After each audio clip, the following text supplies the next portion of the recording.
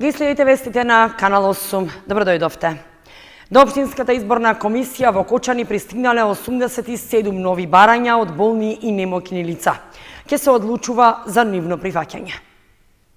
До Општинската изборна комисија во Кочани, заклучно со 30 април, пристигнале 87 нови барања од болни и немоќни лица, кои дополнително ќе бидат разгледани и ќе се одлучува за нивно прифаќање.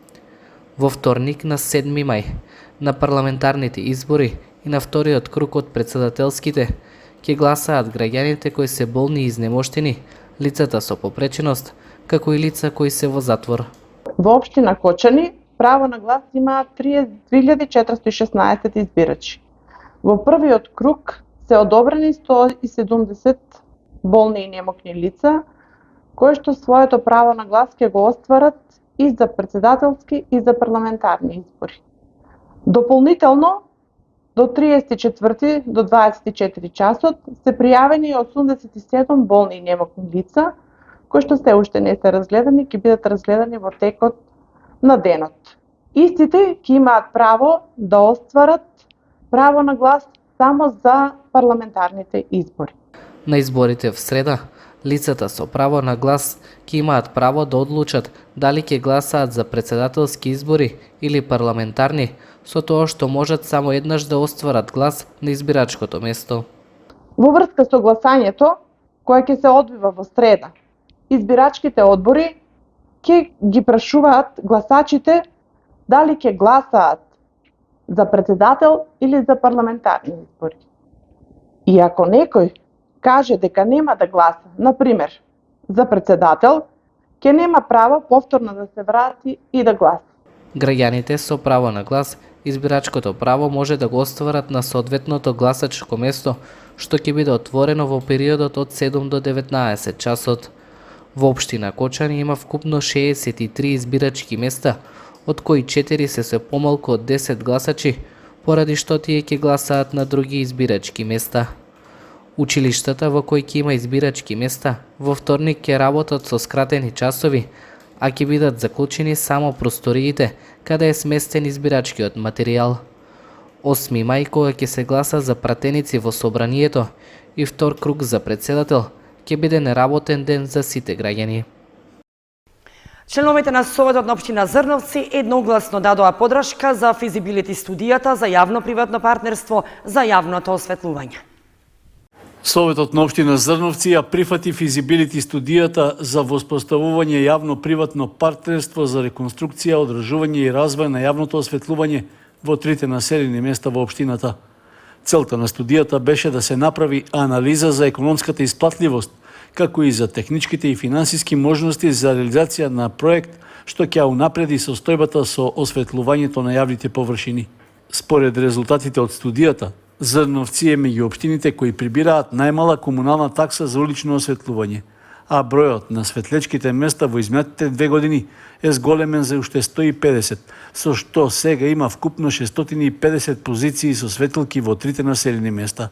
На 38-та седница на Советот на општината, градоначалникот Борчо Коцев даде кратко образложение за податоците што се добиени со физибилити студијата. При тоа нагласи дека ако се направи споредба со општина Кратово, например, која има 10 пати повеќе населени места, ќе се види дека таму има само 900 улични светилки, што значи дека општина Зрновци е во далеку подобра состојба. Во самата физибилити студија се нагласува дека еден ваков проект кошта околу 800.000 евра. Оваа физибилити студија објаснува дека општина Зрновци како општина не може да реализира со сопствен буџет таков проект. Доколку би земала кредит, тој би се одразила на долгорочно отплата и големи камати.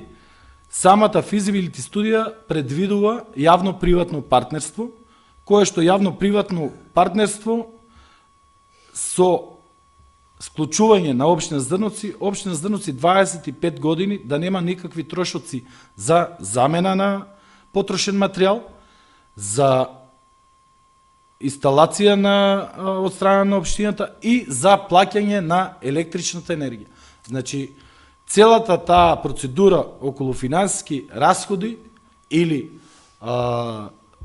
ангажирање на правни лице за одржување, значи, кој што го има сега тој проблем општина Зрновци, и се обврзуваат во физибилити студија дека за 50% пократок временски период би биле заменети дали прегорени рефлектори, дали оштетување на инсталација или, не да Боже, на електрични столови. Изработената физибилити студија ќе биде добра појдовна основа доколку во иднина општина Зрновци одлучи да спроведе постапка за јавно-приватно партнерство, што се реализира на ист начин како што се спроведува и тендерска постапка преку Бирото за јавни набавки. Членовите на Општинскиот совет дадоа едногласна подршка на добените податоци, како и на насоките и препораките од студијата за одржување и управување со јавното осветлување. Почна активностите во рамки на Великденскиот хепенинг. Настаните ги реализира локалната самоуправа на Кочани во соработка со стопански субјекти и јавните установи од општината. Општина Кочани почна со реализација на активностите од програмата за Великденскиот хепенинг. На првиот ден, дечињата од детската градинка Павлина Велјанова реализираа Великденски пазар на можности, библиотеката Искра спроведе Великденска работилница, а во знакот на големиот христијански празник, учениците од школата за цртање и сликање, што работи при Центарот за култура Бели Мугри, во паркот на Револуцијата, изработуваат цртежи со мотиви за предстојниот празник. И годинава општина Кочани го организира Великденскиот хепенинг, великденски денови кои што ќе траат од 2 до 8 мај и ќе бидат исполнети со една богата културно-уметничка забавна содржина, содржини кои што ќе бидат за сите генерации. Започнавме денеска со настапи на музички настапи на основните училишта и детската градинка од Кочани, со штандови изработки од градинката од Кочани, заедно со школата за цртање и сликање при Домот на културата Бели Мугри, како и великденска работилница на јавната општинска установа библиотека Искра од Кочани. Во текот на денешниот ден следуваат уште многу такви забавни содржини, ги покануваме сите граѓани на нашиот град. В сабота е предвидена забава со диџеј, додека во недела со почеток од 11 часот ќе се реализира и ротари детската трка, а во текот на истиот ден настапи ќе имаат и музички групи. Завршетокот на хепенингот ќе биде в понеделник во 12 часот и 30 минути. Пред кочанската публика ќе се представи бендот и оркестарот при Средното општинско училиште Љупчо Сантов, а по нив настап ќе има и локална група од Кочани. Настаните се реализираат во паркот на Револуцијата, а ги организира локалната самоуправа на Кочани во соработка со стопански субјекти и јавните установи од Кочани. В недела почнува забраната за риболов на акумулацијата Градче. Ке трае до 15 јуни. За време на истата ќе бидат организирани и риболовни дружби. В недела на 5 мај на рекреативната зона Акумулација Градче почнува забраната за ловење на риби, што ќе трае до 15 јуни. Таа се однесува на кленот, сомот, црната мрена, крапот, а за сладковидниот рак има трајна забрана. Од спортско-риболовното здружение Кочански рибар упатија апел до сите риболовци да ја почитуваат забраната. За време на истата ќе бидат организирани риболовни дружења во повеќе риболовни категории и дисциплини. Забраната за вршење риболов во водите се донесува заради овозможување непречен природен мрест на рибите. Минатата недела рибниот фонд на акумулацијата Градче беше збогатена со 185 килограми подмладок од краб.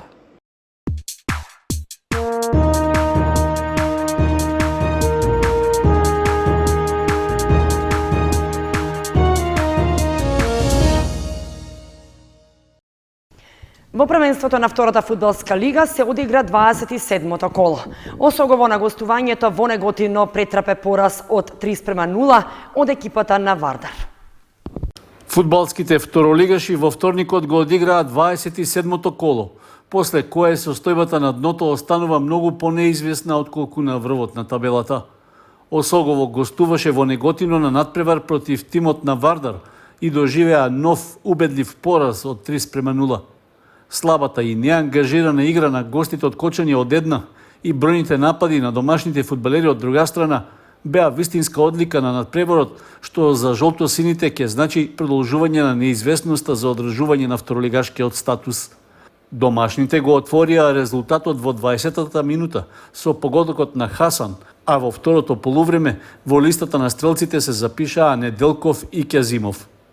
Опцијата да се избегне бараш надпревар за да се остане во лигата за Осогово веројатно ќе биде само желба, ако во преостанатите 3 кола до крајот на првенството не се освојат барем бодовите на средбите што ќе се играат на стадионот во Кочани. Сепак, и тоа ќе биде тешка задача, особено што противници се екипи од врвот на табелата. Надпреварот во Неготино само потврди дека Осогово тешко постигнува голови, а уште помалку може да направи резултатски изненадувања. Во следното 28 коло на стадионот Никола Мантов ќе гостува екипата на Скопје, која во моментот е на 7-та позиција. Потоа Осогово ќе гостува против Арсими, а на последниот надпревар во ова првенство во Кочани ќе гостува второпласираниот Пелистер.